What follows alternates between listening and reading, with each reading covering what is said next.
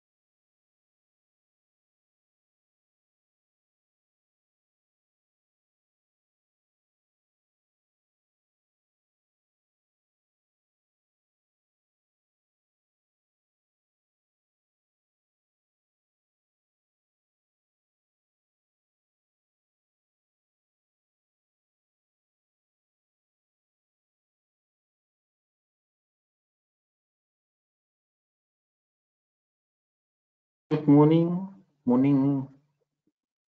colleagues. Welcome to this webinar. We will start in the next few minutes. Thank you for joining. I'm just waiting for more attendees. Thank you.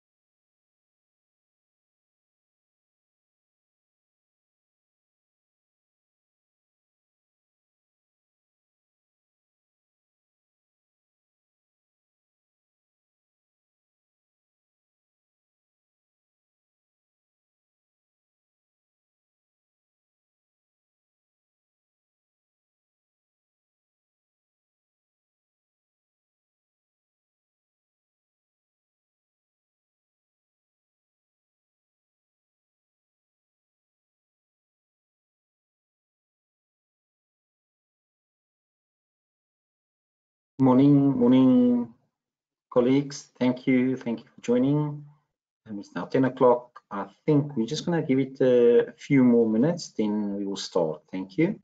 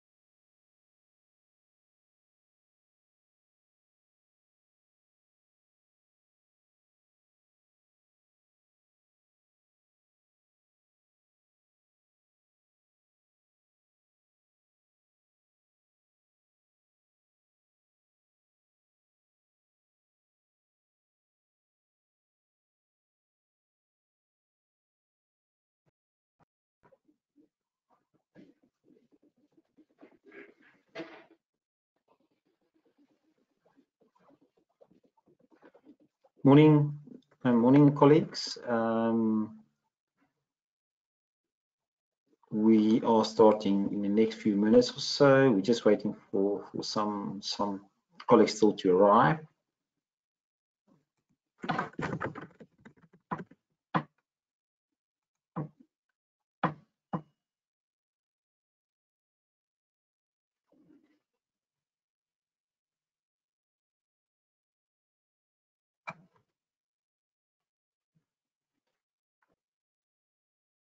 It's now on my watch 10:03, and let's start. I think the presentation in such a way that users can easily just pick up if they join. So let's start. Thank you for being part so far. Let me just get the process up and running.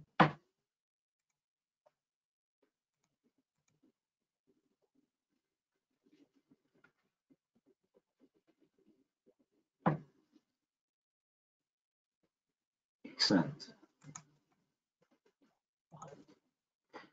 Okay. Welcome. My name is Stefan van der Mare. I'm the product manager for Caseware Africa and for the public sector products. I will be hosting this webinar today. We will be covering in this webinar, this is a what's new webinar, what we call, where we just is showing our users what is in the latest mSCOA release that we actually released yesterday on the 25th of June. And I think the purpose of this webinar is to share that information and through that also share our latest development with the mSCOA and the schedules on mSCOA, and then also the financial statements. Okay, so let's start. So the version of our release is called mSCOA 2022-1302, and including the Section 71 reports, also the second version of that. A bit of context. In our previous mSCOA release, that's 2022-1301, which we released on the 8th of March, the focus was to provide the latest budget preparation schedules, which is the Schedule A for municipalities and Schedule D for municipal entities on version 6.7, as required by the NFMA Budget Circular number 122. Then this release is mSCOA 2022-1302, is to provide users with the in-year reporting schedules, Schedule C for municipalities and F for municipal entities, as well as the budget adjustment schedules, D for municipalities and E for municipal entities, that they would need from the 1st of July for the 2023-2024 financial year.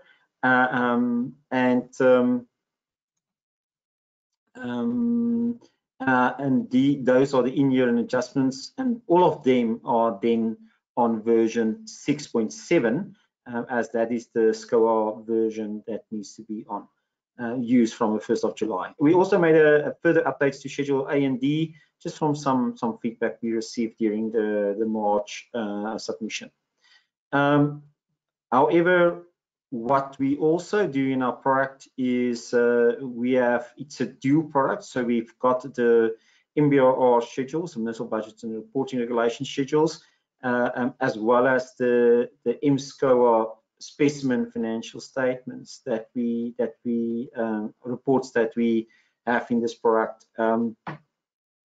However, as these two reports, or the schedules and the financial statements all use the same databases, we needed to align the specimen financial statements also to mSCOA version 6.7. And then also made some improvements to the financial statements based on user feedback. Okay, so just maybe again a bit of overview. I think what do we try to do with this product is help users to stay up to date with the latest schedules, as well as the the financial state, the specimen that was issued by Treasury. Then also help with, we believe, if you use Caseware, you would not have a challenge of reconciling your schedules to the versions from Treasury, as both the reports, the version from Treasury and the version in Caseware, are generated from the data strings. Also, a challenge for users is to manage these complicated reports. It's very time-consuming and complicated to complete. And also the alignment of the financial statements to the schedules and to the data strings is a challenge. And maybe I preempted a bit, but this is how we help users, is that we in this product we provide updated versions as the schedules change. And I think if you saw during the Schedule A submission, the TABB and ORGB, the changes to Schedule A were comprehensive, and I think it's a challenge to keep up to date with those. And then it's not just the Schedule A that changes, but now also all the other Schedules B, C, E, and F as well. And we provide in this product an update to manage those changes. Then we generate the schedules and the financial statements from the data strings, which removes the reconciliation differences. And these reports are highly automated. So if we can source data from the data strings to populate the certain areas, we will do that. And we also help them, because it's the same source that is used in both the financial statements as well as the MBRR. You have better alignment. Maybe at this point, you are very welcome to ask questions during the process. You can just maybe type it into the chat or in the questions. I will, after a section, just pause, check the questions out, try to respond to it, and then continue. So please post your questions, don't hold back. And we will really want to get your feedback. Just a solution overview, just to give good context, is how we design this product is that the ERP systems are all required to generate these data strings. Those data strings then, with a fairly easy process, you import them into Caseware, and because the mSCOA is purely based on the segments from Treasury, on the mSCOA segments, then the reports can just get generated, either the MBRR or the Specimen Financial Statements, and because they are all aligned to each other, it's a better alignment to the Specimen and Financial Statements. And then you can generate these reports, submit it to Treasury, the MBRR, or your financial statements, or the audit committee, whoever you need to submit the reports to. And the data strings also goes to Treasury, and there's a better alignment between the output in the reports and the output that Treasury gets from the data strings. I think that's sort of what this picture wants to show. Maybe a different way of also looking at it, again, the ERP system needs to generate the data strings, it gets imported, it generates the schedules as well as the specimen. However, a nice use case for us is that sometimes you're not 100% sure on the output of the data strings, so you want to get it visualized. What is the output before you submit to Treasury? Can you do that now also with Caseware? You generate, you get a bit of idea how the output will look like, and if you see errors, you make an amendment and you do the process again until you are fairly happy with the output that is generated from the data strings, and it's not just a surprise if Treasury gets back to you saying, listen, your data strings gives you output of A, but your council report is the output of B, and then there's a reconciliation and resubmission that needs to happen. So I think you can use Caseware also in that context as well. Where I've added a slide because it is a very prominent use case as well. Is alternative that how to use this product, and there are a few clients that are already doing it in this way. Is that instead of importing the data strings into Caseware, users would import their own trial balance into Caseware. What we've seen with trial balances, a lot of these trial balances has lookup codes to the actual SCOA goods for each one of the segments. And so however, the code that they sort of use to identify the transactions in and to report upon is their own account codes, and that is sort of what they understand. Either short code, which is an acceptable method of creating your account codes, or your own codes. I think you can import at your own trial balance. You don't need to import into Caseware data strings. The only thing, if you don't use the data strings, you lose a bit of the automation.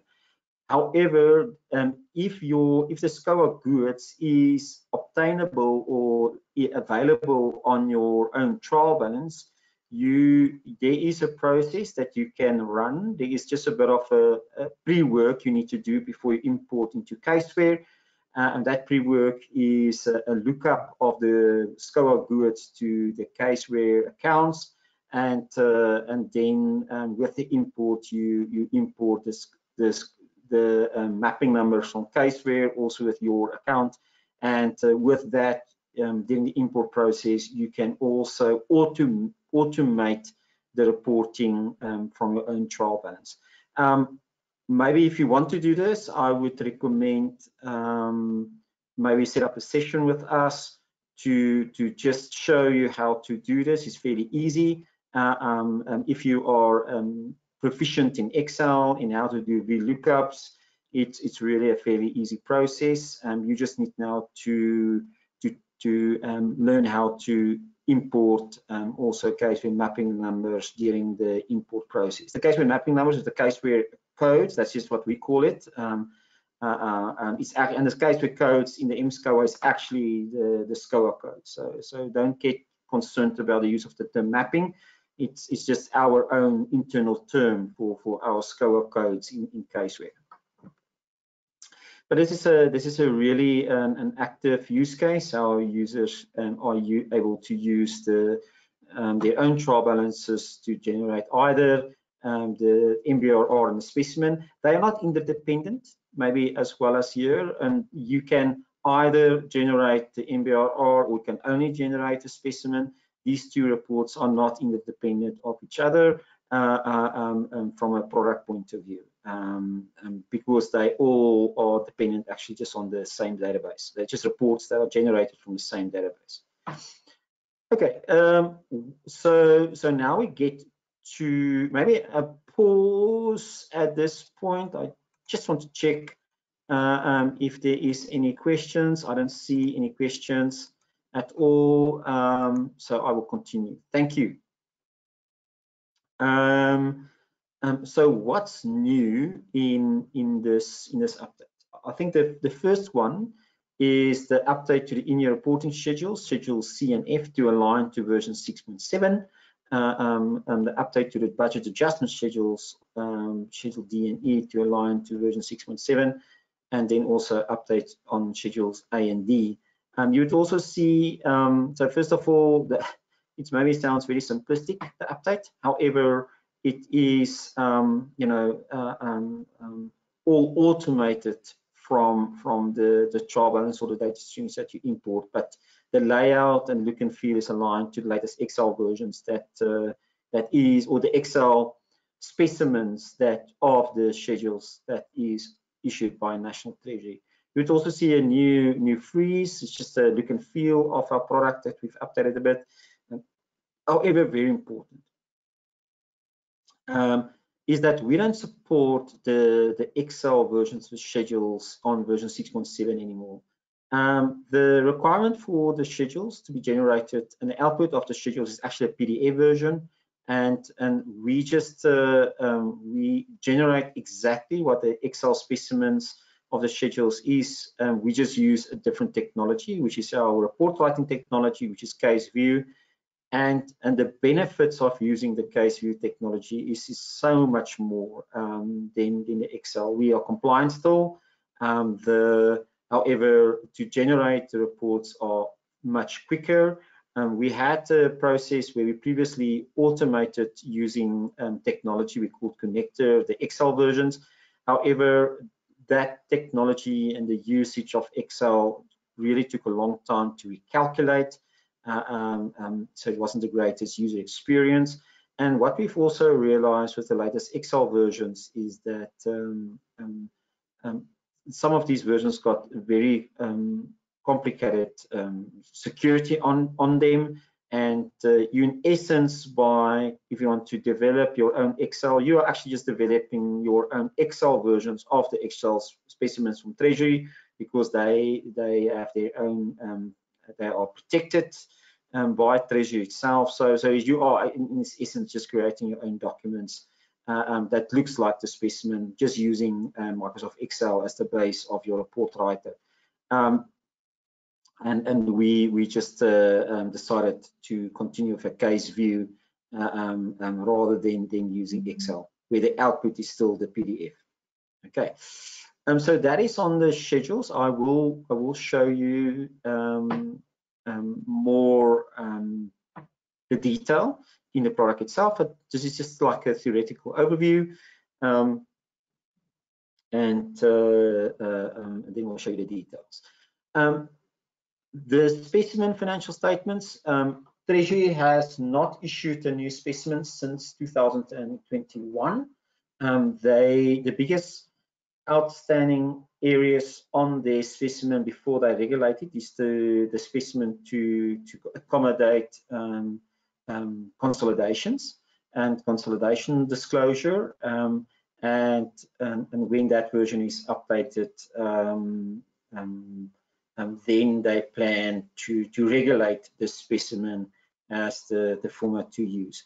However, we've started with this product when they issue the specimen, and we've been maintaining the specimen, even though maybe Treasury has not been updating the specimen from 2021, in the context of making sure that the specimen always aligns to the mSCOA versions that has been issued since 2021.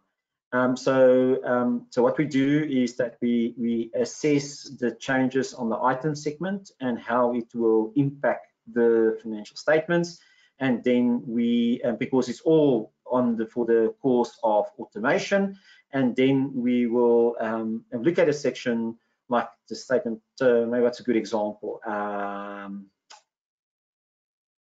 Living resources. Then we will update the living resources section because of new codes that Treasury has added due to the change in the living resources mSCOA codes for item 6.7. But also, if there's a new row that has been added for the receivables, we need to update that note now to accommodate the new row that is now available on mSCOA as well. And that's sort of how, because in the essence, our database works on version 6.7, so our reports needs to cater for all the presentation disclosure requirements that is now available in 6.7. So I think that's just a bit of an overview. But what has we changed from our previous version? So I think it's also important to understand is that we've been maintaining on version. So this is not to say these are the changes by Treasury. These are just the changes that we needed to implement by maintaining the versions from our previous release.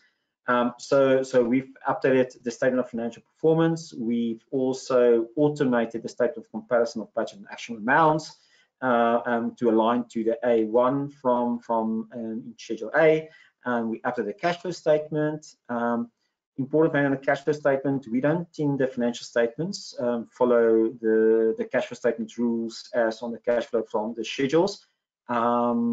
We use traditional automation methods for the cash flow statement as required by the standards of GRAP, and not using the funding segment, for example, the funding and the movement on the assets and liabilities to automate a cash flow.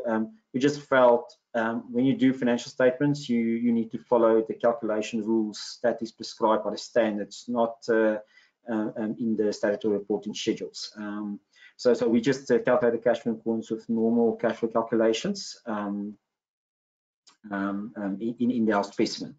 Then these are the list of all the notes we've updated. I'm not going to go through all of them. I'll try to, and some of them are just not really content. It's just accommodating for new mSCOA codes.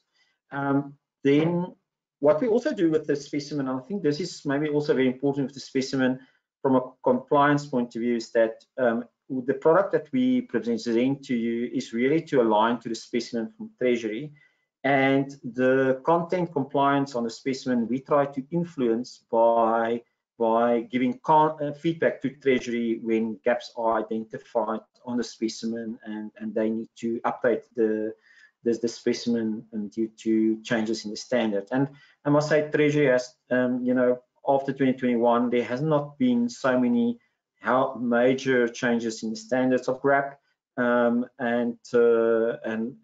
therefore I think the Treasury has not updated the specimen that much, barring now the compliance with the consolidation standards.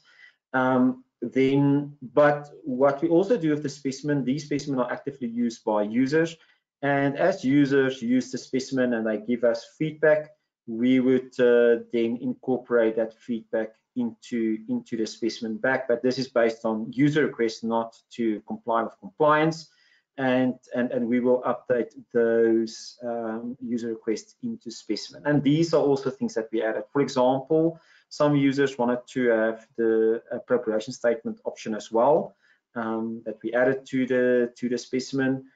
Some users, and it's want to, or most users actually, that does financial statements want that to be shown separately on a statement of financial position. So remember, the mSCOA codes is so comprehensive, it is shown separately, but in the specimen it is grouped together to other line items. However, we just built in an option to show the VAT separately on a statement of financial position, still sourcing the information from all the VAT specific codes in the mSCOA item segment. Then we updated the statement of financial performance. We added rows for users to, just to on a VAT. It's VAT to show VAT separately. It's not really. It's a very good example of common practice and not really a requirement by any standard of GRAP. A specific requirement by standard of GRAP. It's definitely allowed by the standard of GRAP to show the VAT separately. Because it's seen as a material item. And similarly, on the statement of financial performance, any municipality, you don't need to show all the line items that is in the specimen. You can add your own, especially for line items that you deem to disclose separately due to its materiality. So we've given you options how to do that. So you will have the standard line items, and I'll show you the standard line items on the state of financial performance as per specimen, but we've added some additional line items that you can use when we need to, as in accordance with standard of GRAP, need to show line items separately due to its materiality. We also show you on the state of financial performance the ability to, and this is again an option that you can select to show the ability charges separate on the statement of financial performance or the income statement from under the non-exchange revenue instead of showing it under the exchange revenue. We updated the notes as well. The specimen comes up standard with a reportable segment report, and users said, okay, that's what the specimen does, but a more common practice is to show segmental reporting as part of the notes to the financial statements. So we've given you an option to either show the segmental information as part of the notes instead of using the segmental report as per the specimen. And we updated the new freeze. So I think those were the just a bit of theoretical overview, but let me show you what needs to happen. So I think I'm just going to show you what happened. So you would have received the email notification as a licensed user of the product that there is an update available. The email actually just will give you exactly the same intro as what I've given you here. This is the context of the email, and then the email will, I just want to check that you can still follow me. Excellent. The email will actually direct you to our Caseware community website. Our Caseware community website is where it's a website. It's got dual function, or a few functions. It's a website for information as a knowledge base where you can get information. It's a website where you can interact via the live chat with our support team. As well as it's a website where you are able to obtain the software. So if you're a licensed user, you will also get logging to our Caseware community website. I'm logging in here as myself, and if you've logged in, and this is now how to get this latest release. You know, the email will direct you to the website. The website is where you need to obtain this latest release, and I'm just showing you how to get to that release. So you would log in. You would have had part of your licensing process also received a login to the Caseware community website, and after you've logged in, you click on your name, and if you are the Caseware champion registered on our site, you should have an option to see my software. So you click on that, and you can then click on launch download, and you can then just select your download code, put in your email address. This is just to track, and you would actually see then only the software that you are licensed for that you are now able to download. Because I'm a staff member of Caseware, I can, you know, I've got access to all our different products that can be downloaded, but for your context is you would select Caseware, the mSCOA, and what's important as well, if you have not yet updated to Caseware 2022, you can just confirm that. If you go open up your Caseware and you go to help, and it says Caseware version 2021, and it doesn't say Caseware version 2022, then you also need to download as well your Caseware working papers, whatever version of the working papers you have, your Caseware working papers, as well as your Caseware connector, as well as your mSCOA template. You select that. You will then go to next. You will generate. So it's a bit of you select the software, you generate a sort of a packager is of what is the software that you need to download. And after you've generated the software that you selected, you can download it. So there's two steps: you generate and then you download. And after you have downloaded, I'm not going to continue. After you've downloaded the software would have automatically go and sit underneath your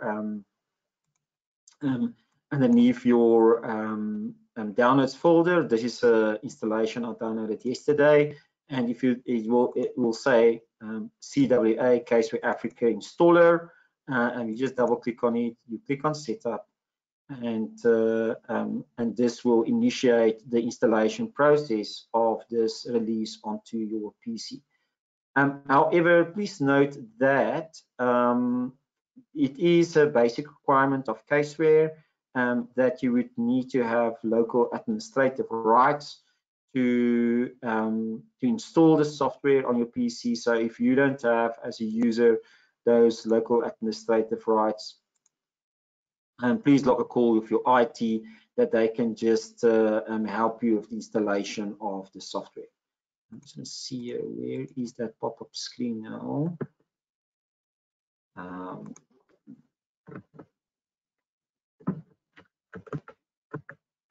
Sorry about that. I'm just going to see. Okay. If you double click on installation, it will just initiate the normal software installation steps that you need to follow. Okay. So after you have installed your after you have, okay, so there it's launching. Okay, sorry, I was just waiting for this wizard. Then you just a normal installation process, but I'm not going to do the installation now. Okay.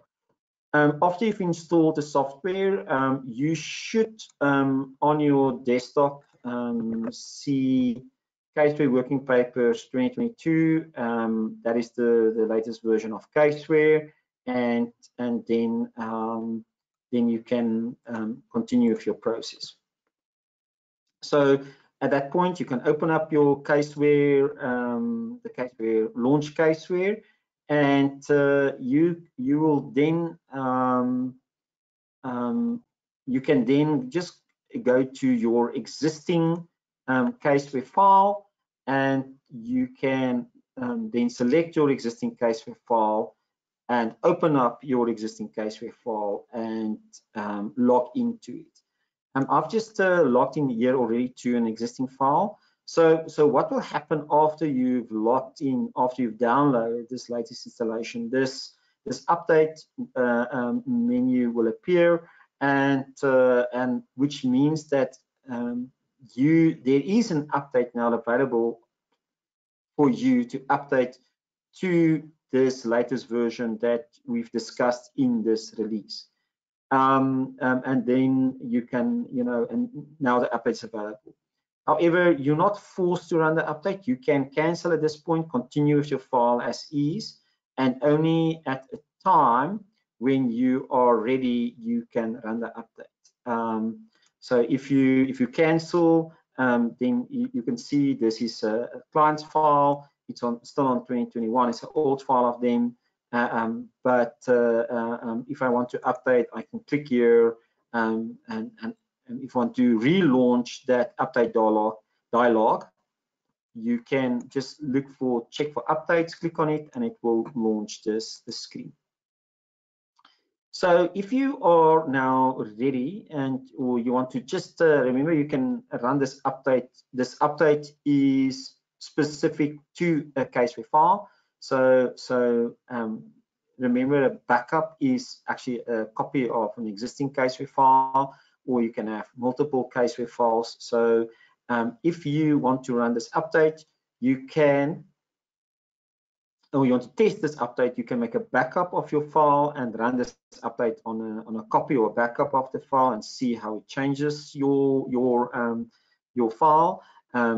Or if you want to run the update on your existing file or your live file, you would see that you are not able to click on to run the update unless you have made a backup. So always before you make an update, just run the update, just make a backup, and then you also have an option to how you want to update. You've got two options. We've got the full update, which will actually just replace the full Specimen Financial Statements and the schedules, or you have an option where we will just add the additional content to the Specimen Financial Statements. However, the way that the schedules work is that the schedules will always be a full update. We just replace the latest version as there's not sections that needs to be updated. This does mean that I would not recommend you run this update before you have not completed your year-end close and you've done your first or your last submission for the 2023 year. So in this context is don't update, specifically if you want to do in your reporting, your Schedule C, don't update your Schedule C because the current Schedule C is on version 6.6, which is applicable to the, applicable to the 2023 financial year. So first conclude on that process on your Schedule C, and then you can then run the update, because the Schedule C that will be added in this update is on version 6.7, which is applicable to the 2024 financial year. What actually also then means is, so if you are doing now your final submission of Schedule C for 2023, that you would then first need to do a year-end close, and after you've done a year-end close on Caseware, you can run an update, and then only then you will be ready for your Schedule C on version 6.7. Okay, so I hope you follow that, because remember, the schedules versions are now also linked to your financial year that you specify in your engagement consolidate. Okay,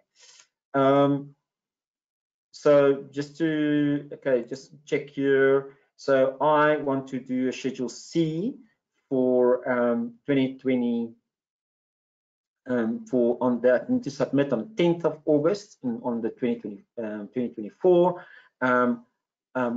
I first need to complete my Schedule C. I need to submit on 10th of July for the final one for 2023, because the current Caseware file, the year end, even this one will be 2023.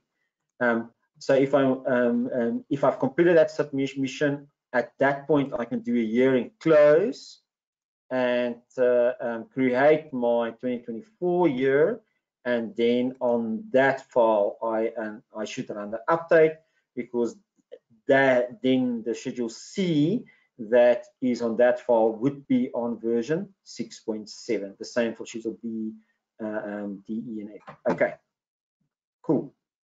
So I just wanted to show you, just talk you through that journey. I'm just going to close this file because I'm going to continue on a file I've already updated. So after you have applied the update, you would see this layout, and you would see this version here, 2022-1302, and you would have known that the update have applied. So just on Caseware, normal Caseware, we've got this layout. This layout is just like shortcuts to all the major workflow or steps and reports in this in this file. There are the update to the schedule, as I mentioned, the financial statements, which is that button there. And the report is actually just sitting here in the document manager. Always remember, this is just shortcut keys. The actual reports are sitting here in the document manager. And these are the reports that we have updated. As I mentioned, the mSCOA financial statements, the Schedule A due to changes on feedback from market, the same with D, but also we've updated Schedule C. So A1, D, Schedule C, F, B, and E, they are all now, after this update, would be on version 6.7. Okay. Okay, so maybe just how the journey starts. Just a reminder, just to show in the software, just a quick reminder of this process here is that you would import from your mSCOA data strings. So the ERP vendor would have generated those data strings and those text files, and you can just go and browse to those text files and import them into your Caseware file. There is a bit of rules on specifically on the take up of historical information on the data strings that you just need to consider. But But if you have done the setup to maintain the new latest data strings are fairly easy. You just need to select the data strings that came in and import them into the Caseware file. There is some challenges that we did experience in the rules, specifically when it comes to the data strings and especially when it comes to the submission time in August, that you would and the generation of the PAUD, PAUDA and the AUDA, that specifically if the combinations in the string changes dramatically and the zeroing out of a string combination is not maintained, then you would need to reset the last period in the data in the Caseware file, in the Caseware database, in order to import the correct PAUDA. How to do a reset is fairly easy. Is that if you go to import, you would not use this button here. You need to go to import, accounting software. You need to go to select the mSCOA data string import, and here you would need to select on the drop down button the second option, the reset period 12. It's the final period in Caseware, actual current year, and that will you click OK, and it will reset the period 12 so that you can re-import your PAUDA or your AUDA so into Caseware. Okay, so that's just a bit of the just to get to the report. But as I mentioned, we really want to make it as easy as possible. Try to align to Treasury, trying to align to the data strings. You just import the data strings. These data strings, and I think I mentioned in previous webinars, we don't do validations on data strings because we are importing the data strings generated from the ERP systems. The ERP systems does their own validations based on the Treasury validations, and so we don't. We would depend on those validations that the ERP system has done on the data strings. So we will just import the data strings as they are. Maybe to just to talk to this alternative import. This is when you want to import not the data strings, you just want to import your own trial balance. You can still do that using Caseware and just using the normal Excel import. So I'm just wanted to see if here is a trial balance that I can just import. Oh, it doesn't matter. So this is that. I'm just going to import any Excel file.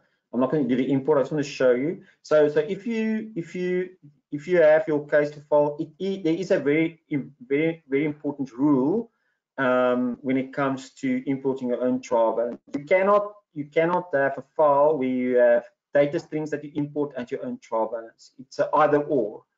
You must understand, you know, the format of the data strings and the format of your trial balance is different.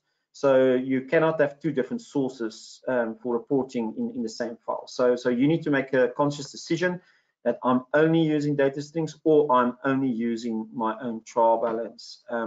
If I'm using my own trial balance, then you must do the Excel import, or in essence, you can also in the mSCOA file do a direct import from some of the ERP systems, but then you're not importing the data strings, you're just importing a trial balance based on function and item, for example. You can still do that as well. However, some of the automation will not apply anymore. So if you want to do the Excel import, do the Excel import. What you would need to do is, as I mentioned, is you would select your own account number, but you would need to go through a process like a setup process where you would need to identify the relevant item segments from your trial balance. So the mapping number in this, again, just a Caseware terminology, but this is actually the item segment that you need to identify, and you can also identify any of the other segments you want to import that is available on your own trial balance that you want to import. So there's the project, there's the fund, the region, the cost, the function as well. So that there is also a process we can help you with this, but just understand that our main focus is from an automation point of view is the use of data strings. The use of data strings really gives you the benefit of aligning to Treasury, and if you use the data strings, you should not have an issue when the Treasury does a comparison of your schedules to the annual financial statements, aka the comparison between the PAUD and the AUDA. If you use the data strings, your financial statement should and will align perfectly to the PAUD and the AUDA, and you would not have any sort of challenges that the Treasury will raise on your data strings if they compare it to your financial statement. So I think that's the root, that's the main cause why I would recommend that. But we do understand users do have alternative reasons, and you are definitely can import your own trial balance into mSCOA as well. Just then remember, you need to just do your normal import steps to select the account number, to select the account description, to select the current balances, and then add an additional step to select the current mapping databases, and which you need to do from a VLOOKUP process. But I'm not going to take you through that now. So that is just to close the gap on the import steps. So after you have imported, and let's just step back into the context of using the data strings. After you have imported the data strings, all of them would automatically be mapped into Caseware, because the data strings got all the different segments. We would take into consideration all the different segments, and because the mSCOA template actually just carries all the different segments of mSCOA in Caseware, and you can, after you import the data strings, you can actually start your report. After importing data strings, you can generate your Schedule C, and this is then, for example, you can generate any of the after update the schedules, and then the Schedule C would then be automated based on those data strings. The Schedule C is just to talk you through, just to show you, if you know your schedules. The biggest changes was on C4. You can see the split between the exchange and the non-exchange revenue has already been done. If you go to your C6, the split between the asset classes is exactly aligned to what is now in the specimens. If you go to your schedules, your sub-schedules, your SC13, there was also changes to accommodate for living resources. You can see the living resources and the changes to mature and immature is also in here, and the same applies to any changes that the Treasury has made in the schedules we have incorporated. And in theory, that is as easy as that to generate schedules.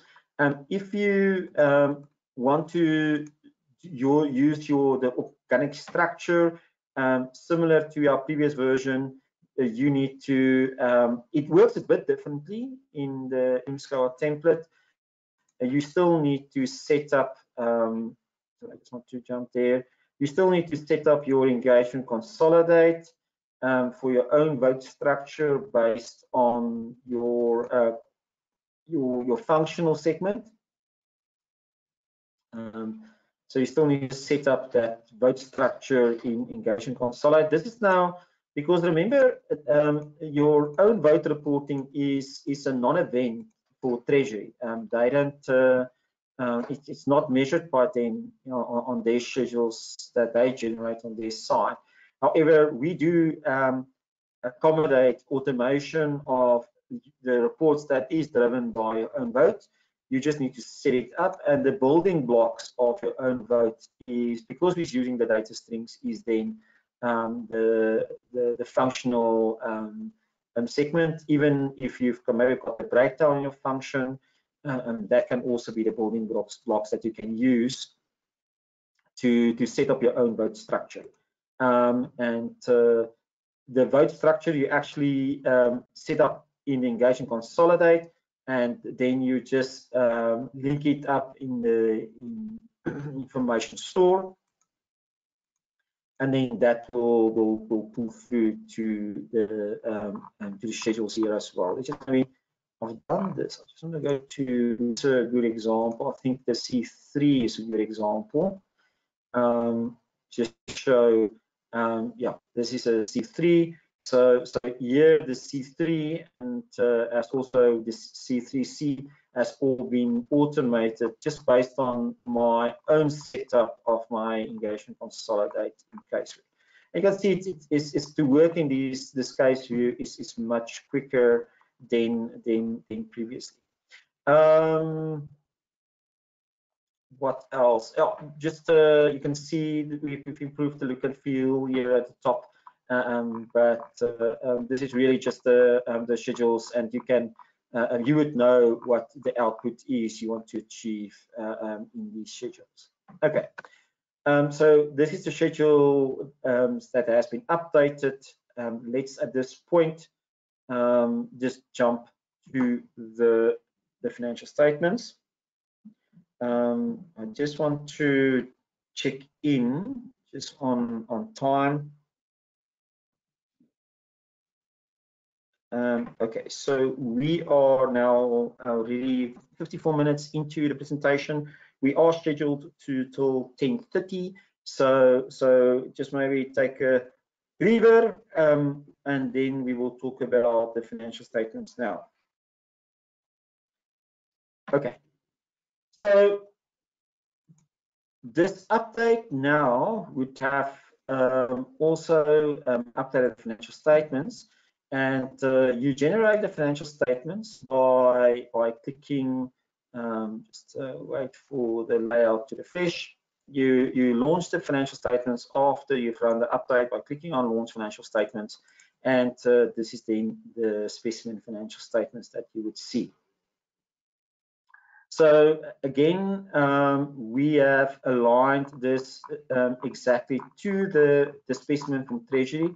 However, we've also started just adding in user requests. Okay, for example, let's just maybe jump to the statement of financial position. You would see that due to it's just such a common request, we now by default just show the VAT separate on the assets, or if the net were a liability, it would be shown separate, and then you can actually just see which are the accounts of your VAT that makes up this balance here, that then is shown separately on the face of your financial statements. So that's the one thing. Another thing that we have done is we have automated. Previously, we have not yet automated in the specimen that the statement of budget and actual amounts was automated. Now it is automated based on the schedules reporting codes. You would see the layout we use here is from the A1, because the A1 we believe is the main schedule that gets approved by council. And so the layout that we by default show here is the A1. I think it's also the most prudent one to use, as it really simplifies the comparison when it comes to the statement of financial position, as well as it simplifies your comparison when it comes to the cash flow statement. Because I think, imagine you now want to do your A6 year, you need to, all the numbers and is included in financial statements, every number needs to be audited, so your classification risk and your audit risk just majorly increases. Whereas in theory, your council approves the A1, which is much more summarized and a much more high level, and I think it's just a much more prudent to use that as the basis for your statement of financial, your BC statement of budget, of your comparison of budget and actual amounts. So I think that this is now one that we now automate in the Specimen. Then what we have also automated is just to show you, and if you use Caseware, what I've got here enabled on the left-hand side is the document map. It just helps me to easier navigate. It's just something, you go to your top ribbon in your financial statement.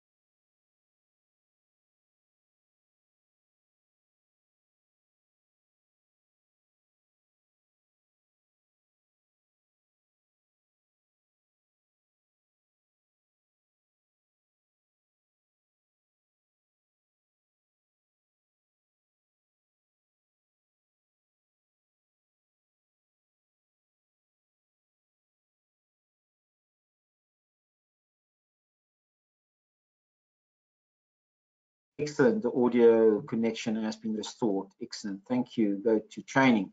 So reportable segments, the Specimen gives us a reportable segment, a separate report, and we have now automated that report as well, using, where we mostly group just these classifications that was in the Specimen. In this reportable segment, using the function item combination. You would actually see here, we here in the gray area actually define what is the combinations of mSCOA we use to automate these specific reports. Okay, you can see it's item function combination, but then we just group the functions in this columns that is required in the Specimen. However, a lot of users came back to us and say, listen, they don't really like having a report. They would more want to have the segmental information shown as a note, and that's why we've got the segmental information note. This note is based on how we present information in our graph template. Again, it's a function item combination. We do also just tell you here, we don't, this is not part of the Specimen from Treasury. This is our own addition. You can see here, it's a bit more detail because the layout is better when it comes to the function and item requirements. You also have an option to show your segmental information by vote, but this is only if you have set up the vote structure, as I showed you in the set up the vote structure as I showed you in the schedules. and then we also have just all the other segmental information that the standard requires that is in here. So this is addition that we've made to the template. We also have, which I forgot to just cover, is I was talking about the statement of comparative, the statement of budget and actual amounts. The comparison of budget and actual amounts, statement of comparison of budget and actual amounts. But we also added the option for the appropriation statement, which some of the users requested. But you must also just see here in our guidance text, again, this is not part of the specimen, and we have not automated it yet. We've really more automated the statement of comparative budget and actual amounts as in the specimen. But the appropriation statement is available for you to use, but it's not automated. We also just made sure it is also just covered in the index page. But remember, how Caseware works is that if you don't use it, just switch it off and don't use it, and then it will just not be included in your file anymore. Okay. Then if I just go back to, that was the balance sheet. I just want to see what else on the balance sheet. Yeah, so we've dealt with living resources. Interesting enough, the specimen of 2021 did not split out living resources and biological assets. However, the mSCOA now caters for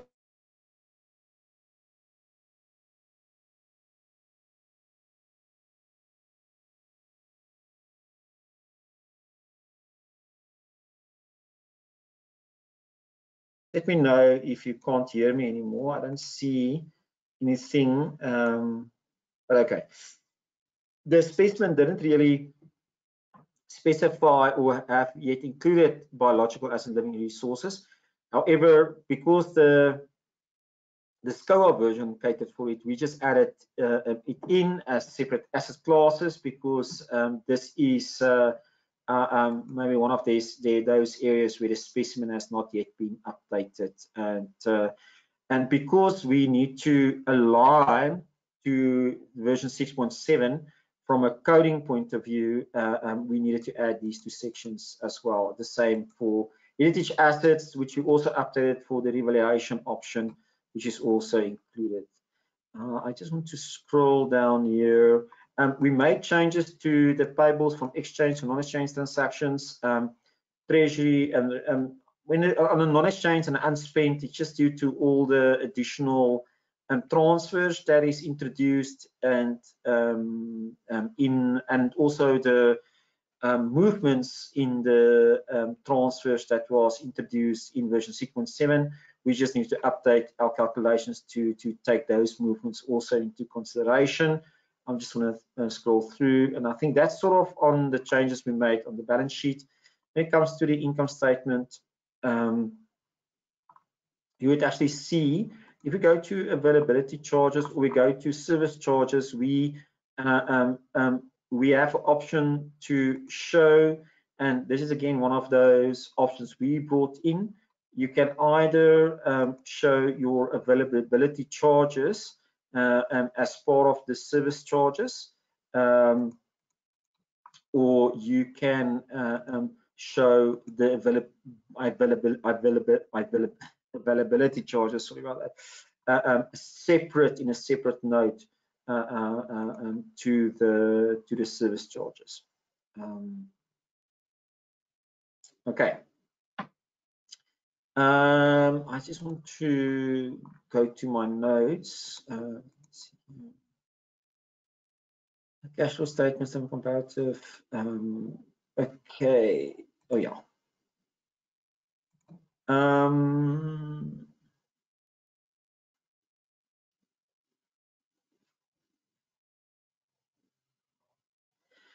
We just needed to update the These intercompany parent and subsidiary transactions was a new account that was introduced by 6.7, so we need to cater for that. So I just want to scroll down.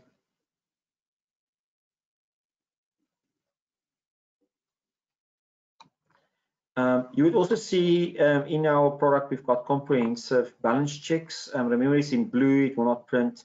It's just the balance check that we just have, checking the default balances and so forth. When it comes to the cash flow statement, as I mentioned, we just automate a cash flow statement due to normal practices for automated cash flow statement. We updated the cash flow from operations note just to cater for all the different movements. But this is not the same method that's used by Treasury in cash flow calculations in the schedules, because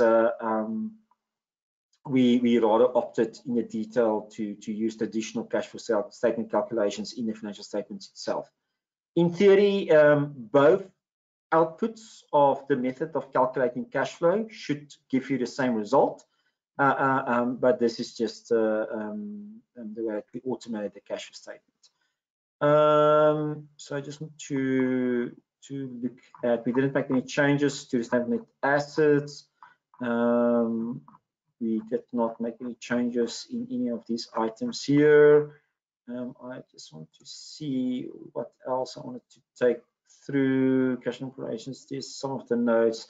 It's sometimes difficult to show the changes in the notes. As we said, we just literally added maybe a row to the note because of a new row that was introduced in 6.7 in the financial statements. I think I just want to check here. I think I've covered most of it. At this point, I'm gonna open up the floor and just see if there is any questions from somebody. You can maybe raise your hand, we can unmute you, you can type in a question into the chat. Please feel free to let us know.